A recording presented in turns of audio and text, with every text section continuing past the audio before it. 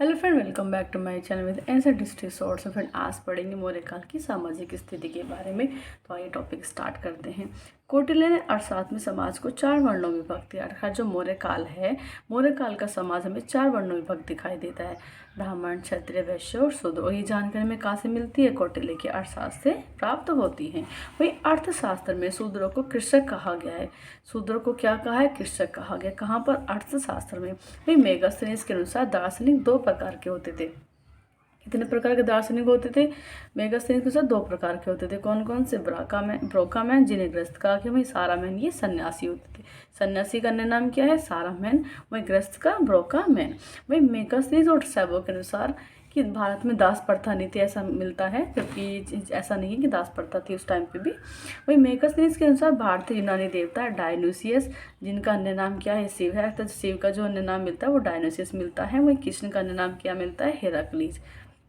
इनकी पूजा करते थे। अर्थात मौर्य काल में जो समाज था वो शिव की और कृष्ण की पूजा करते थे। वही जो स्त्रियों की दशा उस टाइम पर ठीक थी, उन्हें विवाह विच्छेद की अनुमति थी। जो स्त्रियाँ थी वो अपने विवाह को विच्छेद कर सकती थी। इस स्थिति को क्या कहा जाता है? अर्थशास्त्र में मोक्ष कहा गया है।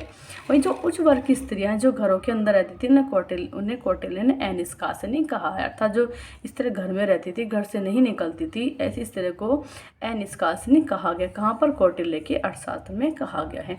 वही सूर्य ने देखने वाली स्त्री को असूर्यपस्या कहा गया है। क्या कहा गया? उन्हें असूर्यपस्या कहा गया है। वही वैश्याओं को रूपाजीवा कहा जाता है। क्वेश्चन भी आया हुआ है।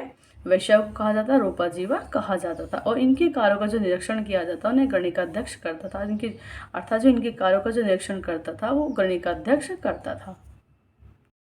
वैश्याओं के संगठन का जो अध्यक्ष होता था वो बंदिक पोषक कहलाता था। क्या कहलाता? वैश्याओं के संगठन का अध्यक्ष बंदिक पोषक कहलाता था। वहीं जो पुरुष गायक होते थे या फिर नृत्य कलाकार होते थे उनको रंगोपजीवी कहा गया है।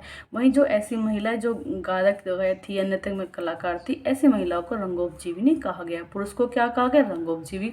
वहीं महिलाओं को क्या कहा गया? रंगोपजीविनी कहा जाता था।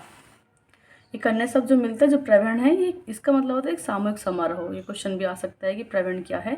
तो प्रवण एक सामूहिक समारोह था जिसमें क्या होता था, खाने पीने की चीज़ों का प्रचुर इस्तेमाल किया जाता था। वहीं जो ऐसी विधवाएं जो विवाह न करके स्वतंत्र रूप से अपना जीवन व्यतीत करती थी, ऐसी विधवाओं को छंदवासिनी कहा गया है। क्या कहा गया? छंदवासिनी। कौन होती है छंदवासिनी?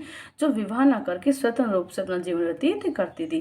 वही कौटिल्य 9 प्रकार के दासों का उल्लेख करता है। मेगास्थनीज कहता है कि उस टाइम पे दास प्रथा नहीं थी, बल्कि जो कौटिल्य है वो 9 प्रकार के दासों का उल्लेख करता है। वही ब्राह्मणों को राज्य से मिलने वाली जो भूमि थी वो करमुक्त होती थी और ऐसी भूमि को ब्रह्मदेह कहा गया। क्या कहा गया? ब्रह्मदेह। कहाँ पर? अर्थशास्त्र में कहा गया है।